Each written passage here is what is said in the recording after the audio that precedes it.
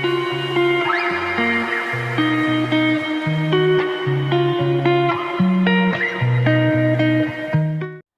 students, welcome back in your accountancy class and our third lesson theory base of accounting। ये हमारा running topic हमारा चल रहा है। तो हमने 3 जो बेसिकली मेन कॉन्सेप्ट थे वो हम लोग लास्ट हमारे वीडियो लेक्चर में हम पढ़ चुके हैं, और जो अदर इसके अकाउंटिंग प्रिंसिपल हैं वो हम अब 1 बाय 1 स्टडी करेंगे। फर्स्ट है उसमें अकाउंटिंग एंटिटी और business entity principle. Accounting entity और business entity meaning like owner or business,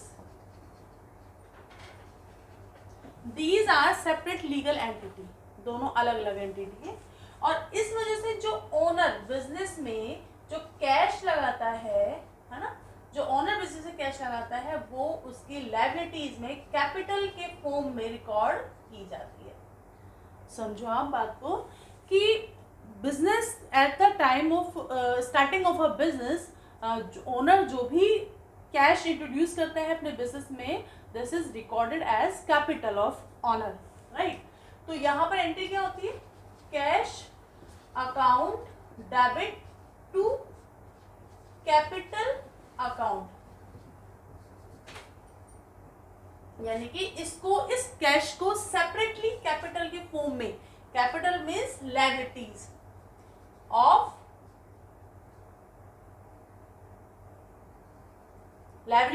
of an enterprises, यानी कि कैपिटल फिर बिजनेस के लिए क्या हो गई? एज ए लायबिलिटी होगी। और तो ओनर ने पैसा लगाया बिजनेस में, इसको कैसे रिकॉर्ड किया जाएगा? As a capital. और कैश तो ही कैश, यानी असेट्स में ये जो कैश आया बिजनेस के अंदर, ये किस फॉर्म में रिकॉर्ड किया जाएगा? कैपिटल के फॉर्म में। और एज वेल एज कैश को क्या मानेंगे हम? असेट्स। ओके। तो कहने का मेरा मतलब ये है कि जो बिजनेसमैन, बिजनेस एंटरप्राइजेस और ऑनर, ये दोनों क्या है? सेपरेट लीगल एंटिटी है।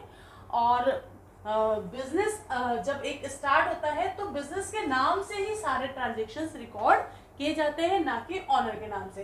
और इसी वजह से जब ओनर बिजनेस में पर्सनल यूज के लिए पैसा निकालता है, पर्सनल यूज के लिए पैसा निकालता है, जिसे हम क्या बोलते हैं? ड्रॉइंग। क्या बोलते हैं? ड्रॉइंग। तो बिजनेस ड्रॉइंग को उस कैपिटल में से क्या कर देता है? माइनस कर देता है। यानी कि यहाँ पर कैपिटल को रिकॉर्ड कर रहा है तो वो ड्राइंग को भी रिकॉर्ड करेगा। क्यों? क्योंकि ये दोनों क्या है? अलग अलग है। यानी कि ऐसा अपन इस तरह से भी समझ सकते हैं इसको कि जो ऑनर है वो बिजनेस एंटरप्राइजेज में इन्वेस्ट कर रहा है अपना पैसा, invest for the purpose of earning profit. ठीक है। तो हम कहीं पर भी यदि पैसा लगाते हैं, मतलब कहीं पर भी इन्वेस्टमेंट करते हैं, तो जहां हमने इन्वेस्टमेंट किया है उसकी एक लायबिलिटी ये बन जाती है कि वो हमारा इन्वेस्टमेंट के ऊपर हमें प्रॉफिट अर्न करके दे। सेम यहाँ पर ये है कि ऑनर ने पैसा इन्वेस्ट किया अपने बिजनेस में, नाउ बिजनेस की रिस्पॉन्सिबिलिटी है कि वो इस पैसे पर उसकी जो कैपिटल है उसके ऊपर उसको प्रॉफिट अर्न करके दे। समझ में आ गई बात? तो ये दोनों क्या है? सेपरेट लीगल एंटिटी है। ठीक है। नेक्स्ट है money measurement principle. Money measure principle, as you know कि हमारे बिजनेस में एक तो फिजिकल फैक्टर और सेकंड इज ह्यूमन रिसोर्स। यानी कि आपके बिजनेस में, आप जब बिजनेस रन करते हो तो फिजिकल फैक्टर, यानी कि जो अपने लैंड एंड बिल्डिंग और मशीनरी और फर्नीचर जो भी हमने अपना सेटअप बनाया है वो this called physical factor, and human resources जो कि उस पर वर्किंग करते हैं। तो हमारे बिजनेस में फिजिकल एंड ह्यूमन रिसोर्सेज दोनों ही फैक्टर होते हैं। तो यहाँ पर ये कह रहा है कि आप केवल वही ट्रांजेक्शन्स को रिकॉर्ड करोगे जो मॉनेटरी वैल्यूज में हुए। लाइक जैसे human resource is a very important factor in our business, but हम इसको रिकॉर्ड नहीं कर सकते क्योंकि इसकी वैल्यूशन हम मनी में नहीं कर सकते, मनी में मेजर नहीं कर सकते, राइट। तो मीनिंग ये है कि मनी मेजरमेंट प्रिंसिपल हमारा ये शो करता है कि आपके जितने भी बिजनेस में ट्रांजेक्शन्स हैं जो कि मॉनेटरी वैल्यू में हो रहे हैं, आप केवल उनको ही रिकॉर्ड करेंगे। ओके। तो ह्यूमन रिसोर्सेज है इंपॉर्टेंट, बट हम इसको मनी में जो इसकी इवैल्यूएशन नहीं कर सकते। Next is accounting period. अभी मैंने आपको बताया था अकाउंटिंग पीरियड का मतलब क्या है? 12 मंथ। ठीक है। यानी कि ये गोइंग कंसर्न कंसेप्ट से निकला हुआ है, यानी कि इसके अकॉर्डिंगली हमारा बिजनेस एक लॉन्ग पीरियड तक रन करता है, और लॉन्ग पीरियड तक रन करता है तो उसको मिड में इवैल्यूएट करने के लिए, प्रॉफिट एंड लॉस की सिचुएशंस को चेक करने के लिए हमने उसको स्मॉल सेक्टर में डिवाइड कर दिया, यानी कि 12 मंथ के का ड्यूरेशन लेकर हमने उसको डिवाइड कर दिया, और इस 12 मंथ यानी कि 1 ईयर, और 1 ईयर के बेस पे हम कंपेयर करके ये भी चेक कर सकते हैं कि हमारा प्रॉफिट में कितना परसेंटेज इंक्रीज हो रहा है, या हमने सेल्स, हमारा टर्नओवर कितना मतलब रेज हो गया, यानी इस चीज़ को भी हम इवेल्युएट कर सकते हैं। और यदि हम अकाउंटिंग पीरियड में हम उसको अपने जो बिजनेस के जो लाइफ है उसको हम यदि डिवाइड करते हैं तो यहाँ पर इसको फॉलो किया जाना चाहिए अकाउंटिंग पीरियड को, राइट। और फाइनेंशियल अकाउंटिंग पीरियड मैंने आपको बताया है 1 अप्रैल टू 31 मार्च। नेक्स्ट है फुल डिस्क्लोजर। फुल डिस्क्लोजर का मतलब क्या है? फुल डिस्क्लोजर यानी कि आप अपने फाइनेंशियल स्टेटमेंट में जो भी आप फिगर लिख रहे हैं, जो भी ट्रांजैक्शंस को आप रिकॉर्ड कर रहे हैं, उन ट्रांजैक्शंस के फुल डिस्क्लोजर होने चाहिए, पूरी डिटेल होनी चाहिए, है ना। यानी बिजनेस जो अकाउंट्स है, अकाउंट्स में कोई भी चीज़ जब तक उसके डिटेल नहीं होगी, जब तक उसको हम मतलब उसको हम क्लियर उसको माना नहीं जा सकता। इसीलिए हम लोग, आपने देखा होगा कि मैंने आपको जब भी न्यूमेरिकल्स कराए तो मैंने आपसे कहा कि आप वर्किंग नोट के साथ बनाएं। वर्किंग नोट बनाना बहुत ज़्यादा ज़रूरी होता है, क्योंकि वो आपका फुल डिस्क्लोजर है। जो भी आप उसके अंदर अमाउंट लिख रहे हैं ना, मतलब कैलकुलेटिव करके जो फाइनल अमाउंट लिख रहे हैं उसकी पूरी डिटेल्ड कैलकुलेशन है। तो यहाँ पर हम यदि बात करें इस चीज़ की, तो अकाउंट का जो भी आप फाइनेंशियल स्टेटमेंट जो भी बना रहे हैं, तो उनकी फुल डिस्क्लोजर यानी कि पूरी डिटेल्ड उसके साथ सपोर्टिंग उसके साथ लिखी हुई होनी चाहिए, उसके साथ पेपर्स लगे हुए होने चाहिए, ताकि ट्रांजैक्शंस को समझने में आसानी रहे, ताकि ये उसको क्रॉस चेक भी किया जा सके। नेक्स्ट है मैटेरियलिटी प्रिंसिपल। मैटेरियलिटी प्रिंसिपल का मीनिंग ये है कि बिजनेस मतलब कोई भी ट्रांजैक्शंस है, वो ट्रांजैक्शन किस बिजनेस के लिए इम्पोर्टेंट है, ये डिपेंड करता है बिजनेस के नेचर पे। मे बी कोई एक ट्रांजैक्शन ऐसा है जो किसी एक बिजनेस के लिए बहुत इंपॉर्टेंट हो, लेकिन अनदर बिजनेस के लिए वो चीज़ उतना मैटर नहीं करता हो। तो मैटेरियलिटी प्रिंसिपल ये कहता है कि जो भी आपके ऐसे ट्रांजैक्शन जो आपके लिए इम्पॉर्टेंट है, जो आपके लिए मैटर करते हैं, आपको you should be record these transactions on proper manner. लेकिन जिनके लिए भी वो मतलब इम्पॉर्टेंट मैटर नहीं है, उसको अपन कलेक्टिव फिगर में भी लिख सकते हैं। लाइक जैसे कहीं पर मान लो ट्रैक्टर के जो पहिए होते हैं, तो पहिए में जो रिम लगी हुई होती है, मान लो कहीं पर वो रिम का मैन्युफैक्चरिंग हो रहा है, राइट। तो रिम की जो मैन्युफैक्चरिंग हो रही है वो उस बिजनेस के लिए इम्पोर्टेंट है, लेकिन यदि उसके अंदर जो लूज टूल्स लग रहे हैं, जो स्पेयर पार्ट्स लग रहे हैं, वो मे बी उसके लिए इतने इंपॉर्टेंट नहीं हो, तो वो उसको कैसे कैलकुलेट करेगा, उसको क्या मानेगा, वो स्टॉक या इन्वेंट्री, अपन इसको इन्वेंट्री के नाम से भी जानते हैं ना। यानी कि जैसे कि मान लो सपोज करो किसी एक रिम को बनाने में, सपोज करो जो जितने भी मतलब उसमें लूज टूल्स लगते हैं, जो भी छोटे छोटे से जो कील वगैरह लगती हैं वो उसके अंदर, अब उसमें कितना लगा ये कैलकुलेट नहीं किया जाता कि 10 लग रहा है कि 20 लग रहा है ना। तो उसको क्या कलेक्टिव फिगर में इसको शो करते हैं। लेकिन वही जहाँ पर ये जो लूज टूल्स है, यदि ये जहाँ पर इनका मैन्युफैक्चर हो रहा है, तो उनके लिए ये चीज़ आइटम टू आइटम मैटर करती है। समझ गए? यानी कि हमारा जो कोर बिजनेस है वो हमारे लिए इम्पोर्टेंट है, लेकिन अनदर पर्सन के लिए वो चीज़ मतलब इम्पोर्टेंट नहीं भी हो सकती है। तो this is depend on business nature. Okay, तो ये समझ में आ गया मैटेरियलिटी प्रिंसिपल। नेक्स्ट है प्रूडेंस और कंजर्वेटिज्म प्रिंसिपल। इसका मीनिंग ये है, प्रूडेंस का मीनिंग क्या है, ये जो कॉन्सेप्ट है ये इस पर बेस्ड है, do not anticipate a profit, कि आप एक बार को तो प्रॉफिट को आप बिल्कुल भी एंटिसिपेट ना करें, लेकिन but provide for all possible losses. लेकिन जो भी फ्यूचर में लॉसेस हैं जिनके बारे में हम अजम्पशंस लगा सकते हैं कि ये जो फ्यूचर में ये लायबिलिटी हमारे सामने स्टैंड हो सकती है और इस तरह का कोई लॉस हमारे पास आ सकता है, तो हमें अभी से ही उसके लिए प्रोविज़न बना लेना चाहिए। जैसे कि आप ये समझो कि हमारे घर में ये काम तो कई टाइम से होता आ रहा है। लाइक अभी भी हमारे घर में यदि बड़े लोगों से आप बात करोगे तो यदि कोई मतलब पेरेंट्स अपने बच्चों के लिए पैसा डिपॉजिट करना स्टार्ट कर देते हैं eight the time of birth, तब से वो शुरू कर देते हैं पैसा जमा करना, चाहे वो उनकी स्टडी पे खर्च हो, चाहे उनके मैरिज पे खर्च हो। ये ऐसा क्यों करते हैं? आपने कभी सोचा इस चीज़ को कि हमारे जन्म के बाद से हमारे पापा ने हमारे नाम से पैसा डिपॉजिट करना शुरू कर दिया ताकि हमारे फ्यूचर में स्टडी पर उसको चीज़ को वो खर्च कर सके, या फिर मैरिज के टाइम पर वो पैसा खर्च किया जा सके। यानी हमारे पेरेंट्स ने हमसे हमारे मतलब 15-16 साल पहले ही उस चीज़ के बारे में सोचना स्टार्ट कर दिया। क्यों? क्योंकि यदि वो ऐसा नहीं करें और आफ्टर आपकी ग्रेजुएशन मान लो आपको कहीं एक फर्दर स्टडी के लिए जाना पड़े और आपके पास एक ह्यूज अमाउंट आपको इन्वेस्ट करना है, उसके लिए खर्च करना है, और आपके पास वो फंड नहीं है, तो क्या करना पड़ेगा? आपके पेरेंट्स कहीं से लोन लेंगे तो उनके ऊपर बर्डन आएगा कि नहीं आएगा? तो इसीलिए उनको पता है कि फ्यूचर में ये प्रॉब्लम आ सकती है, तो वो आज से ही अपनी सैलरी का एक पार्ट सेव करना स्टार्ट कर देते हैं ताकि फ्यूचर में जो भी लायबिलिटी क्रिएट होगी उसको वो फेस कर सके और उनको किसी से लोन नहीं लेना पड़े। सिंपल सी चीज़ है। तो यही थ्योरी यहाँ पर काम कर रही है क्या, कि ये कह रहा है कॉन्सेप्ट कि आपके बिजनेस में जो भी एक्सपेक्टेड लॉसेस हैं आप उनके बारे में पहले से प्रोविजन करके रखें, और यदि मान लो अनरिलीज प्रॉफिट है, यदि आपको लगता है कि प्रॉफिट होगा, उनको आप रिकॉर्ड ना करें।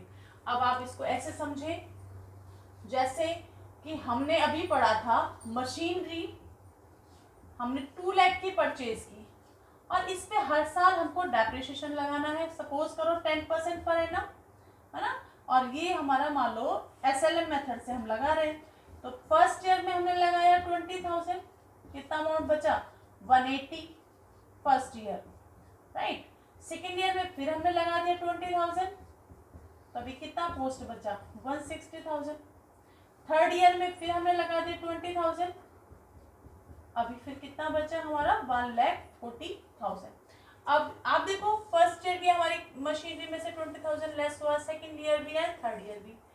ओवर द पीरियड हम जब ये डेप्रिसिएशन चार्ज करेंगे तो एक टाइम ऐसा आएगा जब हमारी ये मशीनरी बिल्कुल ही स्क्रैप हो जाएगी, यानी खत्म हो जाएगी, वैनिश हो जाएगी। अब एक ऑप्शन है मेरे पास कि मैं डेप्रिसिएशन भी चार्ज करूं और सेम अमाउंट मैं अपने प्रॉफिट में से निकाल के एक साइड रख दूं। यानी मैंने 20,000 रुपये डेप्रिसिएशन चार्ज किया और इतना ही अमाउंट मैंने प्रॉफिट में से निकाल कर सेपरेटली अलग से रख दिया, और हर साल मैं यही करती जा रही हूँ। तो जैसे ही मेरी ये मशीन खत्म होगी तो I have a sufficient amount in my account कि मैं जाकर दूसरी मशीन परचेज कर लूँ, यानी मेरे पे कोई बर्डन नहीं पड़ेगा। और यदि ऐसा मैं नहीं करती हूँ तो इन फ्यूचर यदि मैं वापस से 2 लाख रुपए निकालूँ अपने बिजनेस से तो वो अमाउंट मेरे बिजनेस को इफेक्ट करेगी।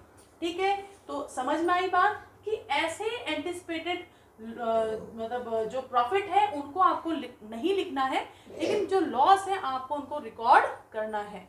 नेक्स्ट है कोस्ट कॉन्सेप्ट और historical cost principle. Cost concept, according to this concept जो हमारे अकाउंट्स में जो भी हम असेट्स को परचेज करें, है ना, जिस भी ओरिजिनल जो भी हम जिस कोस्ट पे उसको परचेज कर रहे हैं, यानी कि जो भी उसकी ओरिजिनल कोस्ट है, ठीक है, उसको उसी कोस्ट पर रिकॉर्ड किया जाए।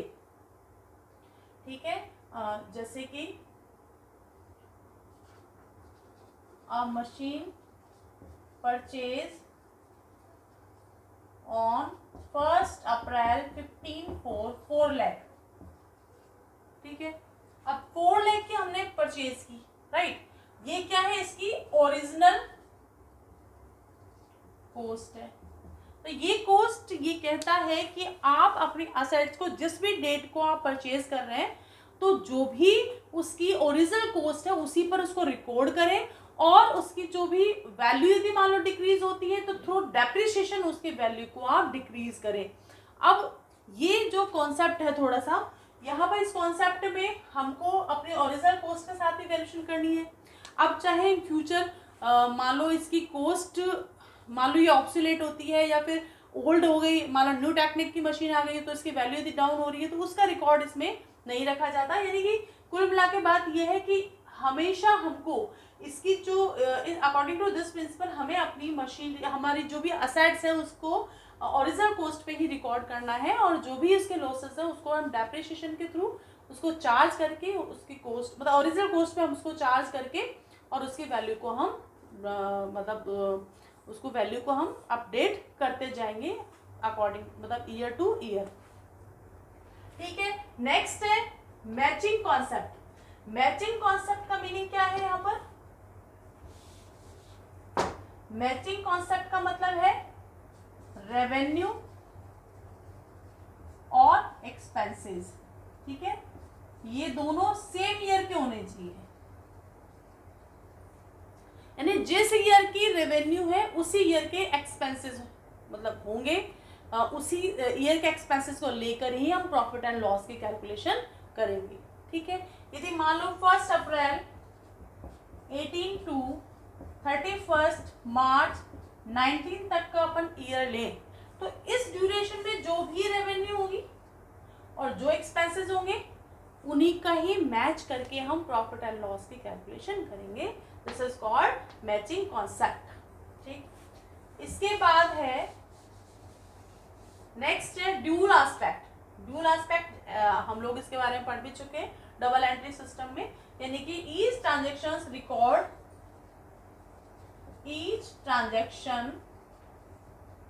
रिकॉर्ड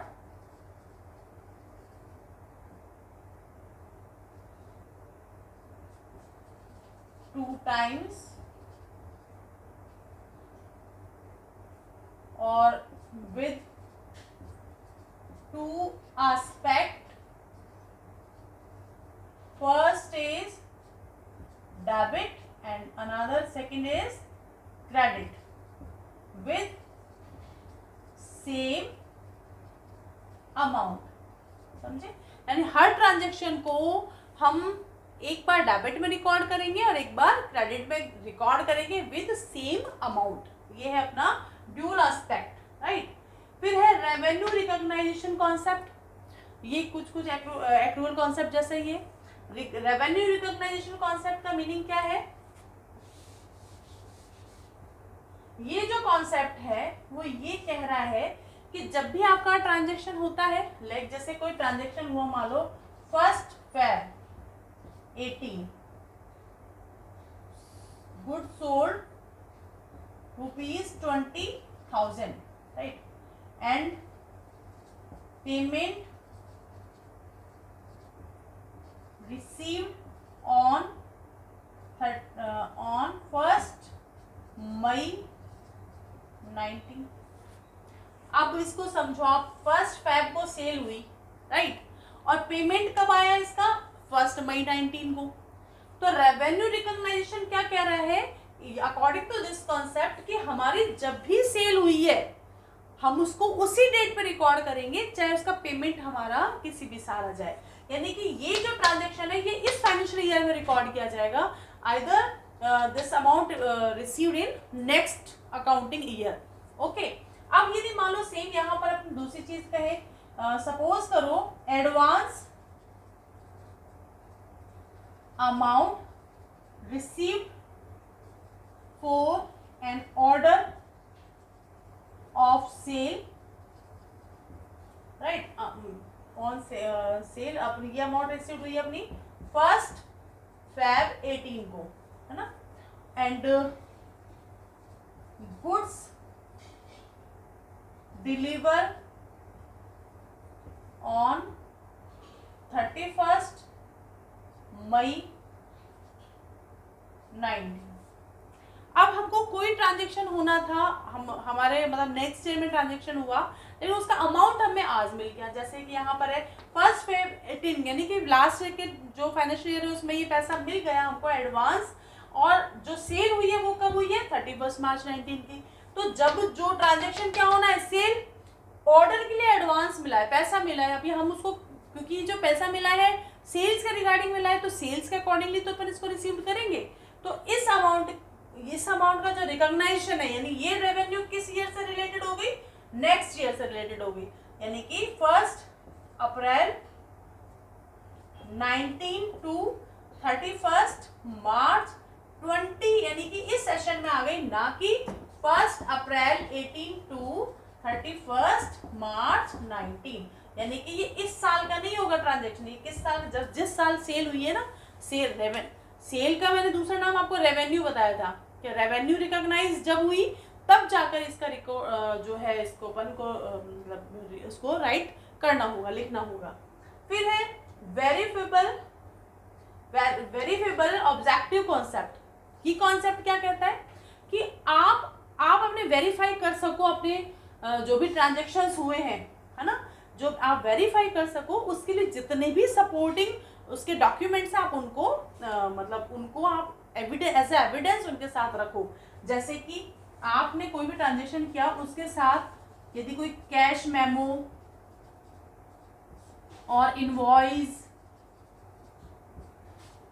एंड कैश रिसिप्ट, यानी इस तरह के जो भी मतलब इस तरह के जो भी सोर्स ऑफ डॉक्यूमेंट, यानी जो एविडेंस है, आपने जो ट्रांजेक्शन किया उसका जो एविडेंस है वो आप उसके साथ अटैच करो, आप उनका रिकॉर्ड रखो, ताकि आप उन ट्रांजेक्शन को इन फ्यूचर वेरीफाई कर सको। तो ये आपके अकाउंटिंग प्रिंसिपल है उन 3 प्रिंसिपल के अलावा, ठीक है।